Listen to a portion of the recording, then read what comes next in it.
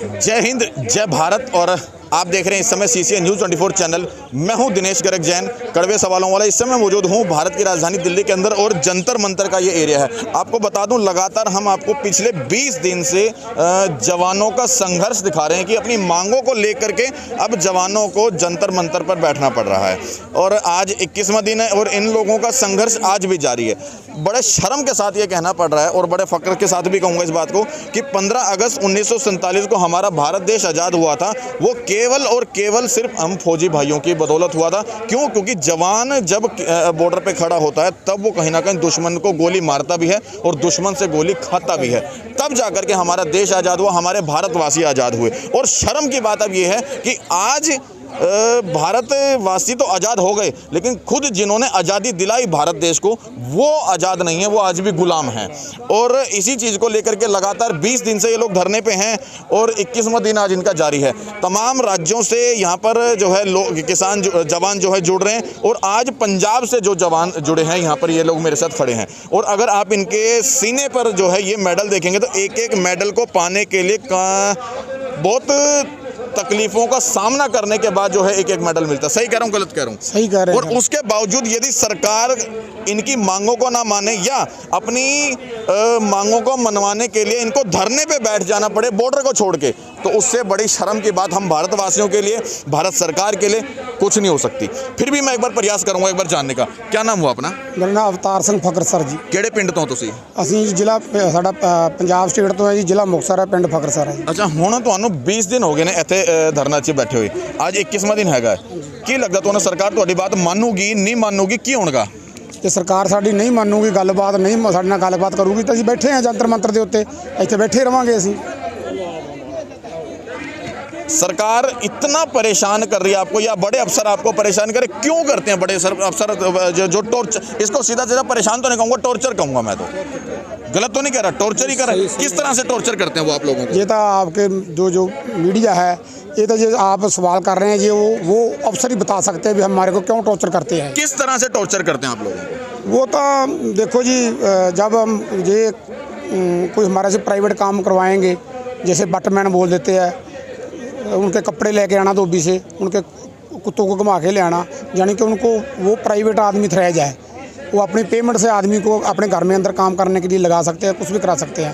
पर जो एक सोल्जर भर्ती हुआ है, वो फौज की सरहदां के उत्ते लड़ने वास्ते वो भर्ती होया है। पर जो उन्होंने मजबूर कर देंगे है, इन्हों के हथ पावर इन्नी है कि वो वो मतलब भी ला के उन्होंने सज़ा दे देंगे, किसी तरीके की मजबूर करते हैं। वो मजबूरी के उत्थे फिर काम करता है, कितना चिर काम करूँगा वो, कितने तो वो जब घड़ा भर जाएगा पाप के साथ, वो फूटेगा ही घड़ा। जब वो जवान बोलता है तो उसको मुड़ के फौज से डिसमिस कर देते हैं। और किस तरह की समस्या आप लोगों के साथ ऑन ड्यूटी आती है? देखो, ऑन ड्यूटी के उत्ते सानू कोई परवाह नहीं, असी किसी की परवाह नहीं मानते, क्योंकि असी ड्यूटी करने वास्ते भर्ती हुए हैं। ड्यूटी दौरान हमारे को किसी भी कठिनाई हो, हम वो कठिनाई से लड़ेंगे हम। पर जब हम हमारे लोकेशन एरिए में होते हैं, हम अपनी बैरकों में होते हैं, उधर जो हमारे को कोई टॉर्च करते हैं तो वो उसका हम विरोध करेंगे। एक जवान अच्छा लगता है कि बॉर्डर पे लड़े, बॉर्डर पे दुश्मनों के साथ हाथ से हाथ लगाए या पंजे से पंजा लगाए और उसको कहीं ना कहीं मात दे। लेकिन आज जब लगता है कि जवान को अपने ही सीनियर अधिकारी से लड़ना पड़ रहा है, अपने ही सरकार से जो है अपनी मांग माननी पड़ रही, तो कैसा लगता है? ये तो हमारी जो देश की सरकारें हैं वो लड़ा रही है हमारे साथ। ये फौज के अंदर ऑफिसरों की गिनती करें तो 3% है, 97% हमारी जवानों की, एनसीओ की, जेसीओ की नफरी है। जे बोर्ड राज नहीं भी आ जाओ तुसी तो हमारी नफरी जी 97% हमारी ही है, ठीक है। पर ये चंद क्योंकि जब कोई भी हम हमारी मांगों के लिए हम इकट्ठे होते हैं, हम अपना संघर्ष करते हैं, सरकार मान जाती है, पर सरकार क्या करती है, उधर हमारे के साथ तंजानदी करती है। जो 3% अफसर उनको दे देते हैं, हमारे को नहीं देती। इसलिए हम आज अभी अफसर लेस जथेबंदियां ने आगे इधर धरना लगाया जंतर मंतर के ऊपर, क्योंकि इन्होंने ये MSP है, हमारे जवान को, एनसीओ को, जेसीओ को 5200 रुपया मिलती है। ये हमारे जो अफसर है, जो इनको मिलती है 10,500 रुपया। कितना फ़र्क है। ये हम लड़ाई के अंदर हमारा कोई भी अंग कट जाए, हमारे को मिलता 6,000 रुपया, इनको मिलता 1.5 लाख रुपया। आंग वही है, उसका भी बाजू है, हमारा भी बाजू है। दुश्मन की गोली ये तो नहीं देखती ये अफसर का अंग है या ये जवान का अंग है। यानी कि जवान आगे होकर लड़ाई लड़ता है, अफसर पीछे बैठ कर लड़ाई लड़ता है। इतना अंतर है। जब बहादुरी की लेवल पर बात आ जाए तो जो पीछे बैठा था उसको सेना मेडल मिल जाता है, आगे वाला की दोनों टांगें कटी जाती है, उसको कुछ भी नहीं मिलता। ये देख लो, इतनी इतनी हमारे साथ धांधली होती है। मैं आपको एक चीज़ और बता दूं कि जब ये वर्दी डालने के बाद हमें रास्ते में कोई भी फौजी भाई नज़र आता है, कोई भी जवान नज़र आता है, तो हम सीधा सैल्यूट करके उसको जय हिंद और जय भारत बोलते हैं। और कितनी शर्म की बात है। समझ मोदी जी, आपको वाकई इस चीज़ में शर्म आनी चाहिए, या मैं उन बड़े अफसरों को भी कहूँगा कि आपको वाकई डूब भर मर जाना चाहिए जो ऐसे जवानों के साथ जाते या भेदभाव किया जाता है। क्यों? ये जवान वो जवान है जो हमेशा दुश्मन मुल्क से हमेशा लड़ने को तैयार है, ये गोली खाने को तैयार और गोली मारने को भी तैयार है। और उसके बाद सीने पे इतने मेडल लेने के बाद आज जंतर मंतर पे, मतलब सड़क के ऊपर खड़े होकर अपनी मांग माननी पड़ रही है। अब सरकार लगभग 20 दिन यहाँ पे हो चुके हैं। मैं कड़वा सवाल जरूर करूंगा, आज 21वां दिन है, लेकिन सरकार का किसी भी नुमाइंदे ने आप लोगों की पूछ तक नहीं करी है। लेकिन जब लड़ाई का समय हो, युद्ध का समय हो या दुश्मन से लड़ने का समय, तो तुरंत जवान को आगे कर दो। यही है, आज 21वां दिन हो गया। कोई भी प्रशासन का आदमी जहाँ कोई प्रधानमंत्री के दफ्तर का आदमी कोई भी नहीं हमारे साथ बातचीत करने के लिए आया, कोई भी नहीं आज तक पहुंचा। हम बैठे हुए हैं, हम शांतिमय तरीके से अपनी लड़ाई लड़ेंगे। पर मैं आपके मीडिया से जरिए एक बात पहुंचाना चाहता हूं सरकार के पास। हम बोलते हैं भी कोई भी आर्मी की या एक्स बहनों की के लिए कोई भी कमेटी बनती है या कोई मीटिंग होती है, उसमें सिपाही से लेकर नायक, हवलदार, CHM, नायब सर, JCO थ्रू उनको भी कमेटी में शामिल करना चाहिए। क्योंकि सिपाही की तकलीफ हवलदार ही जान सकता है, अफसर नहीं जान सकता। JCO की तकलीफ सूबेदार मेजर ही जान सकता है। क्योंकि हम सिपाही से हवलदार, नायक, JCO बनते हैं, हमारे को पता है भी हमारी प्रॉब्लम है, हमारे जवान के घर में क्या प्रॉब्लम है, उसके बच्चों को क्या प्रॉब्लम आ रही है, वो हम ही जानते हैं। पर हमारे को कमेटी के अंदर शामिल किया जाए, JCO, NCO को, जवान को, और हम उधर अपनी बात रख सकें तो सरकार को पता चल जाए भी जवान के घर के अंदर क्या प्रॉब्लम आती है। अच्छा, एक चीज़ और मैं पूछूंगा कि आप लोग जब ड्यूटी पे होते हो तब अपनी हक की आवाज़, अपनी मांग क्यों नहीं मानते हो? क्योंकि आप लोगों की जो मांग है वो जायज़ है, वो मांग जायज़ है, लेकिन जब ड्यूटी पे होता है आप अपनी बात नहीं रख पाते कभी भी। देखो जी, जब हमने ट्रेनिंग की है ना, जब हम भर्ती होकर ट्रेनिंग करते हैं तो हम फौजी आदमी अपने अपने गुरु ग्रंथों के ऊपर हाथ करके कसम खाते हैं कि आग के रास्ते जाऊंगा, पानी के रास्ते जाऊंगा, हवा के रास्ते जाऊंगा, जे लोड़ परी आखिरी दम तक मोर्चा नहीं छड्डूंगा, जे जान कुर्बान करनी पै जी तो देश दे उत्तों जान कुर्बान कर दूंगा। असीं वो कसम खा के असीं भर्ती होए हुंदे आ। असीं ड्यूटी के दौरान असीं कोई भी इहो जी मंग नहीं उठाउंदे कि जिहड़ा साडे देश नूं कोई नुकसान होवे। पहला सानू देश है, उस तो बाद सानू परिवार है। लेकिन आज आप ही परेशान हो, आज देश के साथ साथ आप परेशान हो। अच्छा, मोदी जी ने कहा था कि जय जवान और जय किसान का जिस समय नारा दिया था तो एक उमंग बैठी थी कि जवान और किसान के मन में लगा था कि शायद ये मोदी जी, प्रधानमंत्री जी, PM साहब हमारे लिए कुछ करेंगे, क्योंकि देश को संभालने वाला केवल दो ही व्यक्ति हैं, जवान और किसान, और दोनों को कहा था कि जय जवान जय किसान। लेकिन आज जवान भी परेशान और किसान भी परेशान। आज मैं बोल दूँ मैं कि एक राजस्थान के विच उठ बोलते हैं पंजाबी में, इंग्लिश में बोलते हैं मारूथल का जहाज, किसान और जवानों के साथ ML जिनको बोलते हैं। किसान उनको किसी ने पूछा था कि तेरे को चढ़ाई चंगी है कि तेरे तराई चंगी है, उन्हें कोई बोला था दोनों के फिटे मुँह।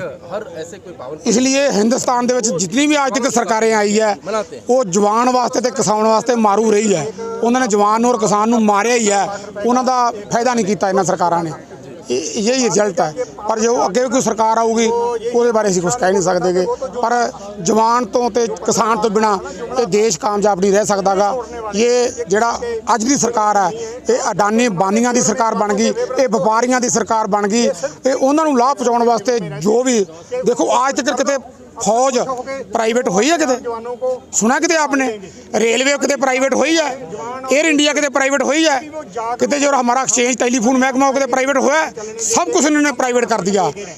और हमने इस चीज़ के ऊपर जोर दिया कि आर्मी को प्राइवेट ना किया जाए। हमने साबका सैनिकों ने, क्योंकि साबका सैनिक ही आवाज़ उठा सकते हैं, जो हमारे साथी बॉर्डर के ऊपर बैठे, हमारे बच्चे, हमारे भाई, हमारे पिता, वो ड्यूटी के दौरान नहीं आवाज़ उठा सकते। हमने आवाज़ उठाई, पर इसने क्या किया, इधर से कान छोड़कर इधर से पकड़ लिया। इसने एक स्कीम ले आंदी अग्निपथ, अग्निवीर भर्ती करने वास्ते, जिहदे 4 सालों वास्ते जवान जाऊगा और जवान 4 सालों च ना तो ट्रेनिंग कर सकूगा ते ना वो किसी देश के खातर काम आ सकता है। सियाणे कहते हैं ना तो घर दा रहूगा ते ना घाट दा रहूगा, ना तो ਉਹਦੇ ਕੋਲ नौकरी रहनी है तो ना उन्होंने छोकरी मिलनी है। शादी करने वास्ते तो शादी नहीं होगी, क्योंकि हर आदमी पूछेगा भी तू फौजी है, वो बोलेगा कौन अग्निवीर है या दूसरा फौजी है, तो उसको कोई भी लड़की नहीं देगा शादी के लिए।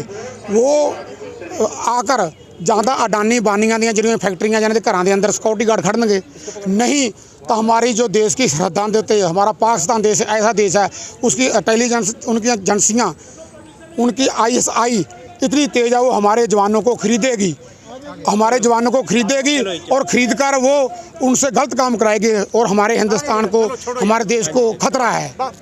उस स्कीम के अंदर हमारा जवान गलत पास से जाएगा, खतरा है। कि जब सरकारी दायरे ही नहीं रहेंगे तो जॉब कहाँ से मिलेगी? सरकारी दायरे पूरे ख़त्म हो चुके हैं, ये तो नेचुरली पता है ना आपको, है ना। आप थोड़ा सा किसी भी मतलब मंत्री संतरी से, चाहे किसी ऑफिसर से पूछ लीजिए, जब सरकारी दायरा ही नहीं रहेगा तो इन इतने लोगों में कॉलेज भरे पड़े हैं, स्कूल भरे पड़े हैं, इनको कहाँ रखोगे? मैं आपको एक चीज़ और बताना चाहूँगा कि मोदी जी ने कहा था कि ना मैं देश बिकने दूंगा ना देश को झुकने दूंगा, और मैं उस गोदी मीडिया को भी लताड़ूंगा। और कहीं ना कहीं वो बिल्कुल गलत है कि जो यहाँ पर आकर के जवान और किसान की बात नहीं सुन रही है। जिस समय मुद्दा अब जवान का है, जिस समय मुद्दा अब हमारे उस क्या नाम है फ़ौज का है जो बॉर्डर पर गोली खाते हैं, आज गोदी मीडिया यहाँ से बिल्कुल गायब है। दूसरी बात, मोदी ने कहा था ना देश बिकेगा ना झुकेगा, आज तमाम एजेंसियाँ, जैसे कि अभी हमारे सैनिक भाई ने बताया कि तमाम एजेंसियाँ जितनी थी हमारे देश की धरोहर थी वो मोदी जी ने बेच खाई है, और जब बेच दी है तो उसी बेच के अंदर अग्निवीर स्कीम भी ला दी, और तमाम जब चीज़ें बेच देंगे तो चीज़ें प्राइवेट हो जाएंगी, तो चीज़ें देश की बिक भी गई और चीज़ें भारत देश की झुक भी गई। अब झुकने के अंदर अंदर जो है हमारा देश का जवान भी झुका हुआ है, किसान भी झुका हुआ है, और जब हमारा आर्मी की जो स्कीम है या जो आर्मी के जो जवान हैं वो किसी निजी मालिक के हाथ में काम करेंगे, मतलब वो भी प्राइवेट हो जाएंगे, तो सोच सकते हो हमारा देश कहाँ जा रहा है या मोदी जी हमारे देश को किस ओर लेके जा रहे हैं। वाकई अगर जवानों की और किसानों की बात आपको सही लगी हो तो एक बार वीडियो को शेयर ज़्यादा से ज़्यादा करना। निवेदन जरूर करूँगा उस गोदी मीडिया से भी कि यहाँ पे आएँ और इनकी बात को जो है सरकार तक पहुँचाने में मदद ज़रूर करें। जय हिंद, जय भारत।